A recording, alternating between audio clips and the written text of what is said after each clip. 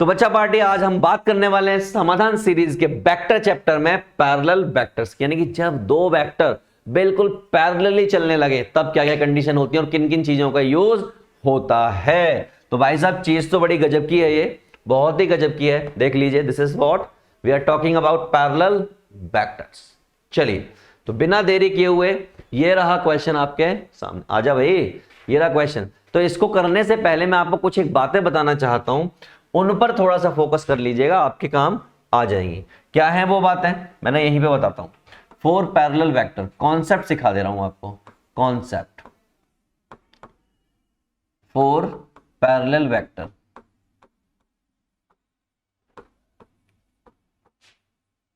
Parallel vector में क्या होता है कि A क्रॉस B क्या आ जाए, 0 आ जाए। क्या आ जाए, यानी कि इसका डिटर्मिनेंट क्या आ जाए, 0 आ जाए। डिटर्मिनेंट 0 मतलब ये जो A क्रॉस B है ये क्या आना चाहिए, 0 आना चाहिए। और अगर ये 0 आ गया तो इसका मतलब ये प्रूव हो गया कि A वेक्टर पैरेलल है B वेक्टर है। कुछ लोग इसको ऐसे भी लिखते हैं, A vector is equal to lambda times of B vector. ये दो कंडीशन होती है जिससे क्वेश्चन हो जाता है।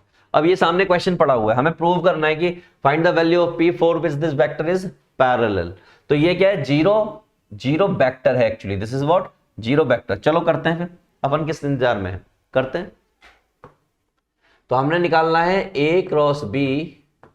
फाइंड करने के लिए यहां पर I करूं, यहां पर J करूं और यहां पर K करूं। ठीक, वैल्यूज रख देते हैं। इसकी वैल्यू 3 2 9 और इसकी वैल्यू 1 माइनस 2P और ये 3 और ये किसके बराबर है, 0 वेक्टर के। उन्होंने बोल रखा है R पैरेलल, उन्होंने पहले से बोला हुआ है। अगर पहले से बोला हुआ है इसका मतलब मैं सॉल्व करूंगा इसको, तो क्या आ जाएगा, I दिस हाइट दिस, ये 6 और ये हो जाएगा प्लस 9 दूनी 18P, ये माइनस का J, जैसे आप डिटर्मिनेंट में सॉल्व करते आए हैं बिल्कुल उसी तरीके से। इसको और इसको हाइड किया तो 9 माइनस 9, इसका तो मामला ही खत्म हो जाएगा। इसको और इसको हाइड किया तो ये हो गया माइनस का 6P और माइनस का 2 और इक्वल टू में 0 वेक्टर। ठीक, अच्छा सॉल्व कर लेते हैं।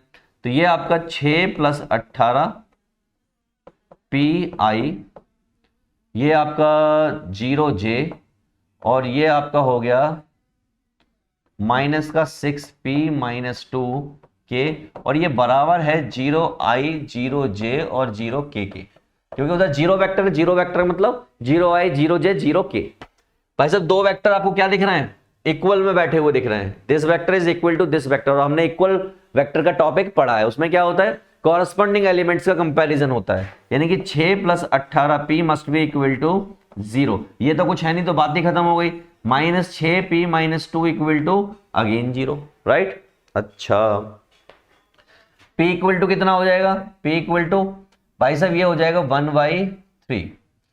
ये उधर जाएगा तो माइनस का 1/3। इसमें देखो ये है आपका 18P और ये है आपका माइनस का 6 से इसको काटेंगे तो ये भी कितना आ गया, माइनस का 1/3। So the value of P is minus 1/3। टक से हो गया by the help of parallel vector. भाई साहब अगेन इस बार इन्होंने क्या कहा, कोलिनियर कह दिया। कोलिनियर कह दिया तो कोलिनियर में मैं यहां पर लिख देता हूं, लगभग एक जैसा होता है, बिल्कुल एक जैसा होता है। कोलिनियर में आप ये कर सकते हो कि A1 upon B1, A2 upon B2 और A3 अपॉन B3, ये कॉन्सेप्ट यूज कर सकते हो। तो यूज करो 2 upon A that is minus 3 upon 6, 4 upon minus 8। किन्हीं दो को सॉल्व कर लो, तो ये 2 अपॉन A है और ये माइनस का 1/2 है। मैंने इन दोनों को सॉल्व करने की ठान ली है। सॉल्व किया तो ये कितना पलट जाएगा, पर ये हो जाएगा 2 अपॉन A और ये हो जाएगा माइनस 2 अपॉन 1। थोड़ा और सॉल्व किया, हाँ ये तो वैसे ही लिख दिया मैंने।